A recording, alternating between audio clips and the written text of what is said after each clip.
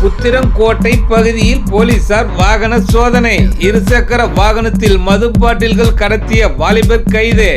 செங்கல்பட்டு மாவட்டம் சூனாம்பேடு இன்ஸ்பெக்டர் அமிர்தலிங்கம் தலைமையில் போலீசார் புத்திரங்கோட்டை பகுதியில் வாகன தணிக்கையில் ஈடுபட்டனர். அப்போது அந்த வழியாக வேகமாக வந்த ஒரு இருசக்கர வாகனத்தை போலீசார் தடுத்து நிறுத்த முயன்றனர்.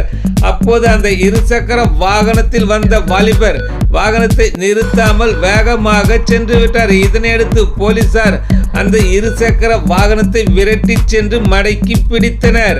பின்பு போலீசார் விசாரணை செய்ததில் இருசக்கர வாகனத்தை ஓட்டி சென்ற வாலிபர் புத்திரங்கோட்டை பகுதியைச் சேர்ந்த ராஜேஷ், வயது 25 என்பதும் அவர் 100க்கும் மேற்பட்ட அரசு மதுபான பாட்டில்களை கடத்தி செல்வது தெரிய வந்தது. இதனையடுத்து போலீசார் ராஜேஷை கைது செய்து அவரிடமிருந்த மது பாட்டில்கள் மற்றும் இருசக்கர வாகனத்தை பறிமுதல் செய்து மேலும் விசாரணை செய்து வருகின்றனர்.